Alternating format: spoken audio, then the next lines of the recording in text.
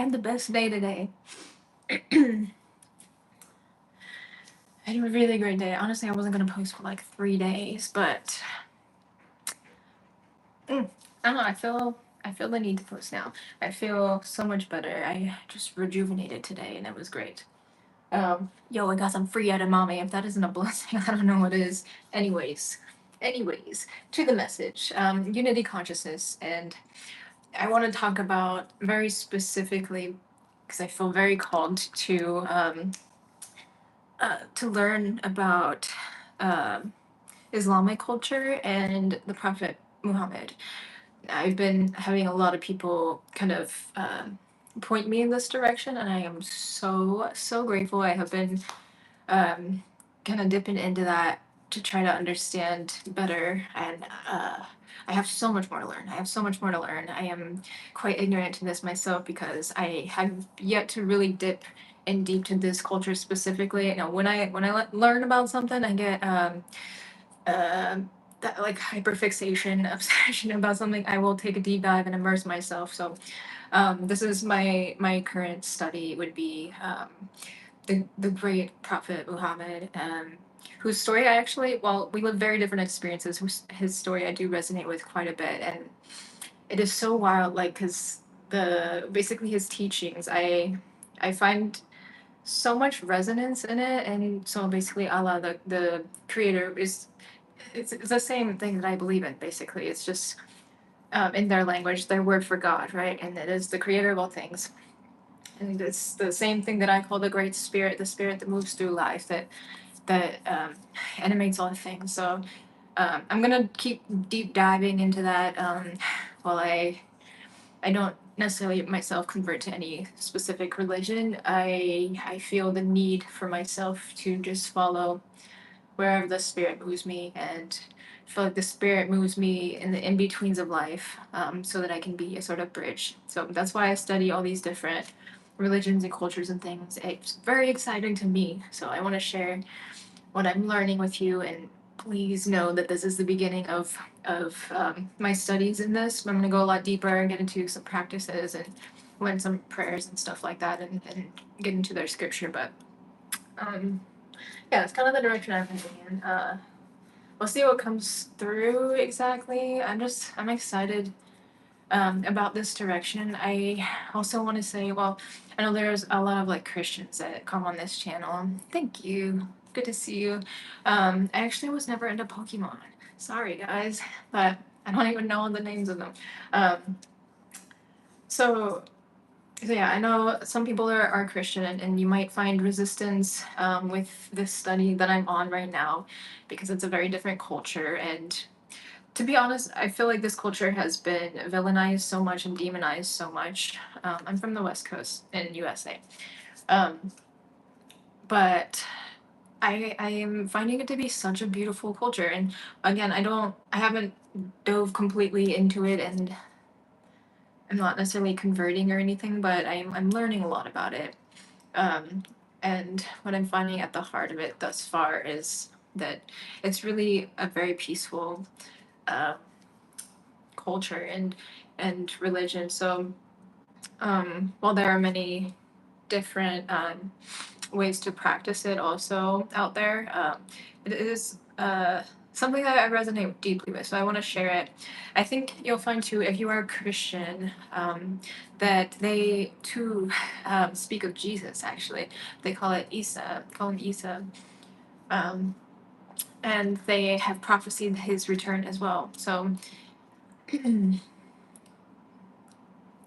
So that is, I don't know, it's a really cool thing. I feel like if you have any unanswered questions about that, about the prophecy of his return, dipping into that culture just to try to understand things in a new way might help you see that a little bit more clearly, might help you get some understanding. And again, that doesn't mean you have to like convert to that religion, but I think you'll see that the God that is spoken of in the Bible that Jesus teaches of, right? And Jesus is just another prophet, which is recognized in Islamic culture as a prophet who will return.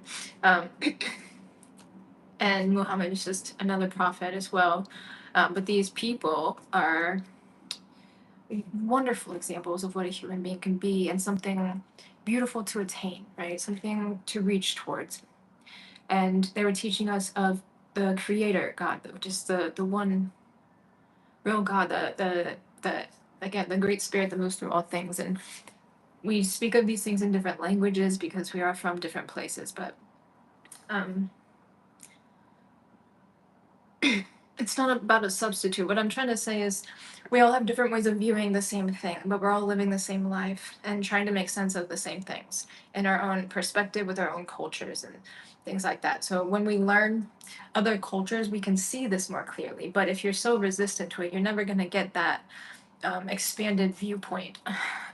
But that's where I come in. That's where I feel very called to um, bridge the gaps for people, whoever's willing to listen. And of course, not everyone's going to be. That's fine. We're not here to convert anyone. We're not here to force any beliefs onto anyone. I'm just here to express my explorations and the way that I see things. And if you want to join me in that adventure, then join me. And if not, that's fine too. You can also resist me. That's fine. I'm not going to take offense to that. Uh, but anyways, I'm going to continue exploring the world in all its beautiful facets, and I feel that's important for me.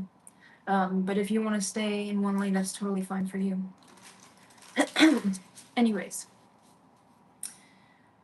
I'm gonna get into this. I just wanted to give you a brief little rundown, kind of where I'm at. This one is going to be exploring unity consciousness, because that's truly where what the Prophet Muhammad was getting at, right?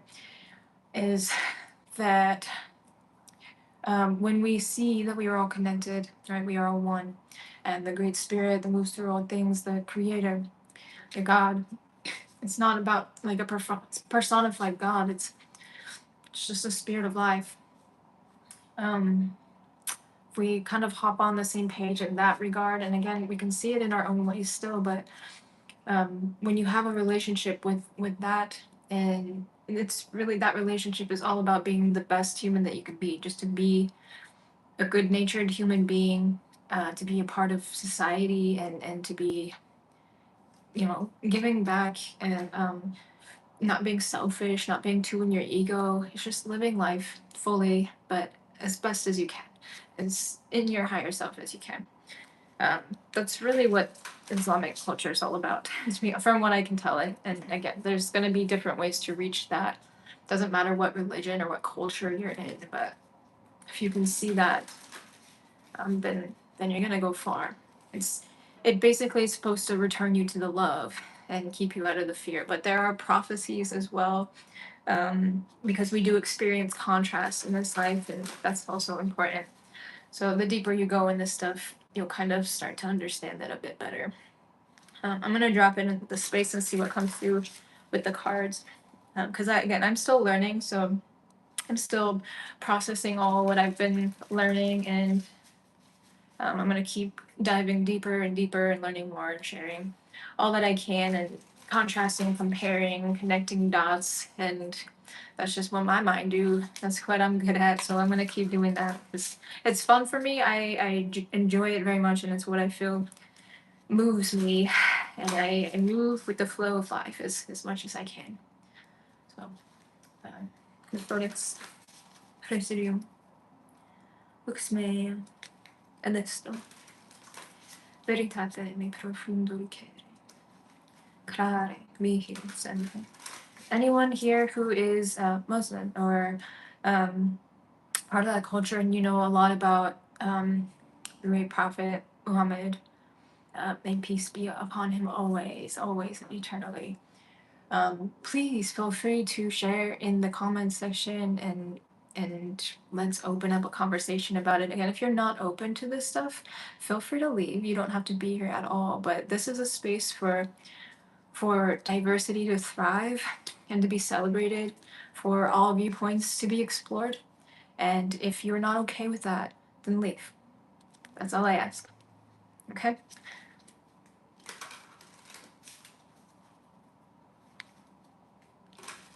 I don't join cults, actually. I think for myself and stay in my own lane.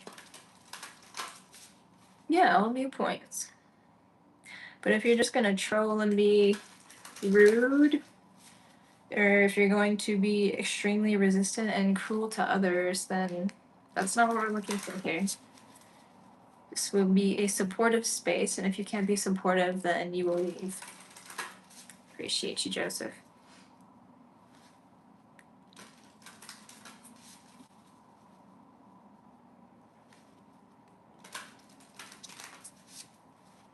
I think we should all learn. It's important for us to all learn and take deep dives. Like, again, it's not about converting anyone.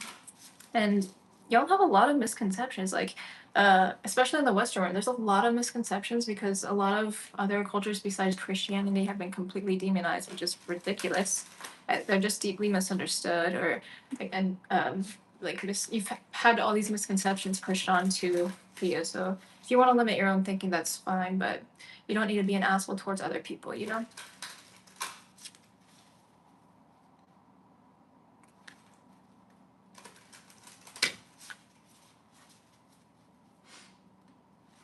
Thanks. I like the shirt too.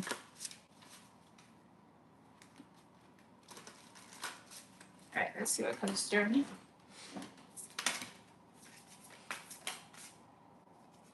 Man, these cards are gonna come out so much. My God, no matter how much I freaking shuffle.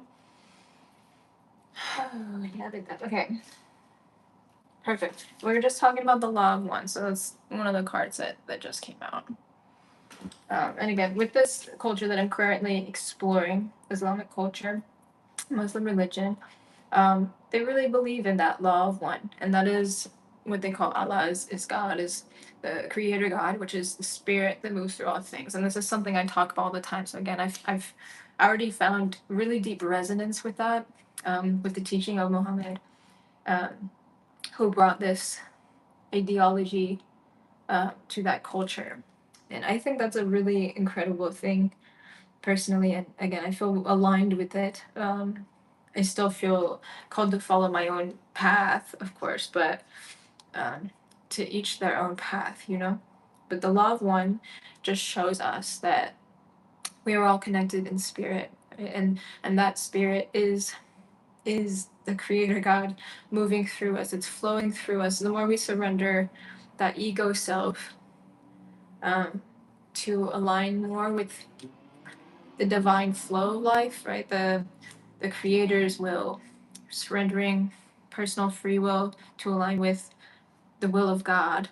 The more free we feel, and the more empowered we feel, the more ourselves we feel, the more true we feel, more authentic, the more we can connect to each other as well.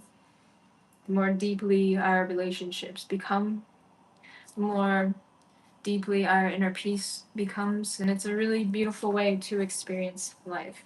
And again, you don't need to be of this religion to feel that, to have that experience, you know. If you're a Christian, for example, you can have that deep experience if you're actually following the path, like embodying it, rather than just reading the Bible. You know, if you don't have that actual practice to back it, where you're allowing yourself that experience to open up fully, it's not the same thing. But there are some Christians that do really experience that, and then there are some who don't and end up very resistant, closed off, and miss the message altogether. Um, but again, in this culture, is I want to express again that they do talk about Jesus. They just don't call him Jesus because it's a different culture. He was actually from that region, and they call him Isa. But they also prophesied that he will be back. You know, he is a bringer of light. You know, he brings a light. He exposed a lot of things. He was liberating people, and then they ended up making a whole other religion out of him, and completely translating or retranslating the Bible and changing up the story, hella over time. And a lot of what he was teaching got lost in translation. But it is prophesied that he will return And this is a very important prophecy, and I'm still learning about it, so we'll see. But one of the biggest teachings, and we're getting 222, so again, this is about coming together, about unity consciousness. One of the biggest teachings of Jesus, Yeshua, Isa, however you want to say, is forgiveness. Forgiveness and compassion. Forgiveness and compassion. And if you don't have this, right, if you have so much resistance that you cannot allow this to come in, then again, you're missing the point. You're missing everything he was teaching. Because he was teaching people to be in a state of love and not in fear. And this is the great work. This is the medicine of life. To find acceptance and forgiveness for what is, for everything outside of our control.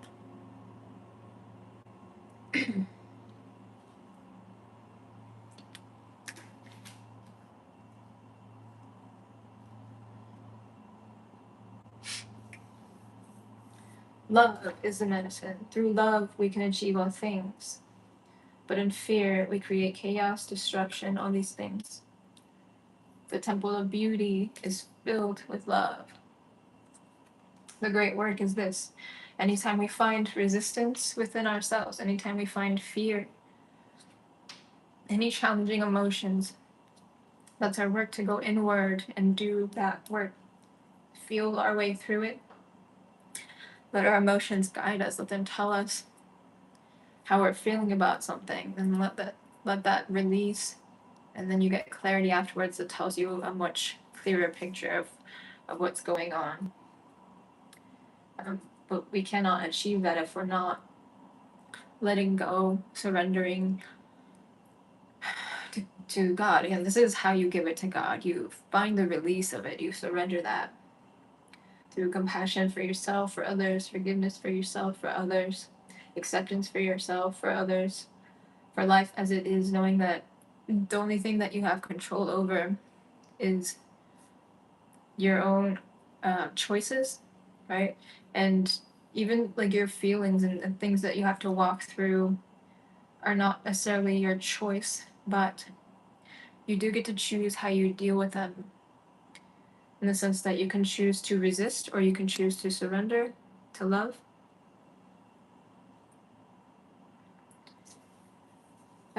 So the more that we do that, we give it to God, find that release, then we can meet each other more cleanly and allow the space for understanding to arise. And this takes time, but I had a video recently, the quilt of diversity. It will take time to meet each other fully, to understand, and that is going to be educating ourselves where we find ourselves ignorant. And if we see ignorance in others, if we have the opportunity to educate them, we can. And if not, if they're too resistant, they have to find that on their own in their own time. We cannot force anyone to take on our belief systems. It's not up to us to force. People need to find in their own time this relationship. So that is important. And again, there's nothing wrong with anyone seeing or believing any type of direction. It is important, I would say, to have relationship with God, to something beyond yourself, because otherwise, that's where people often become very selfish, and we all have certain tendencies, to where people end up living in what's called sin. And that's where a lot of people have a very hard time making it through life. They end up in suffering a lot more. And this suffering and things like that, you'll find in Buddhist culture a lot. They speak of that a lot, and how to escape suffering. But every path is its own unique path, and it'll resonate with different people. That's why there's so many paths out there, because there's so many different types of people. And I think that's important. because again, it's all like one square of a quilt, and we can sew them together. Because otherwise, you just have squares of fabric, you know. But when we sew them together, you have an actual quilt. You have a big picture view of what's going on. Let's see what else goes through.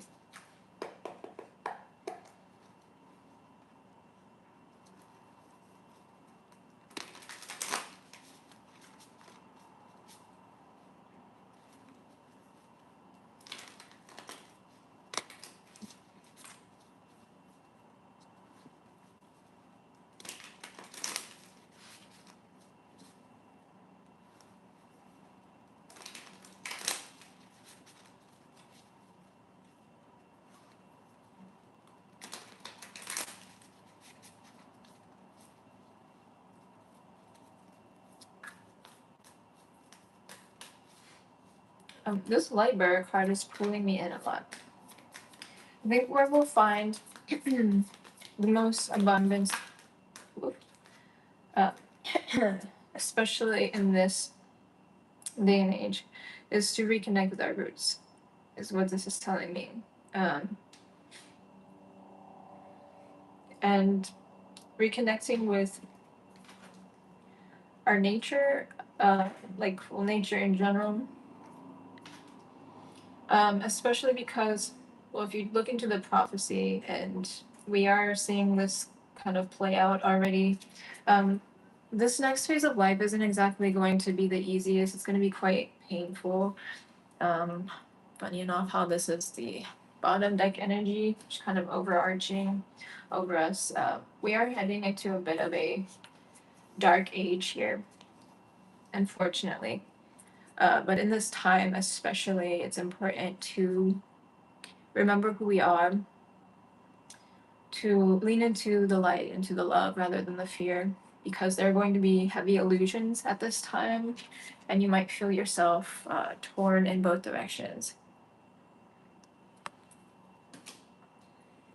Torn in two directions, not sure which way to go, because with the illusions, there will be things that appear to be very good and end up being quite the opposite, whereas the things that appear to be like loss or a more desolate way of living will actually be, over time you'll see the truth, and moving through that tough experience, instead of choosing the immediate comforts, will be what saves us, will be what keeps us strong and helps us develop more. But we have to get out of our fear, surrender the ego in that.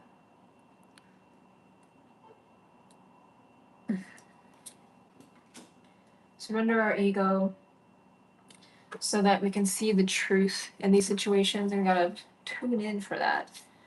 Use our own discernment. And if the immediate result, what feels like abundance at first might be poison in the end, and what feels bitter at first might end up being the sweet nectar of life. So pay attention, especially as we walk through this collective darkness together, because illusions will be heavy, heavy, heavy. Prepare as much as possible, and remember that the light resides within you, even in the darkest of times. So when you feel pulled in multiple directions or uncertain of what to choose, that's the time to go within and do that deeper dive. Get in touch with yourself until you feel the love again, until you feel that light filling you up.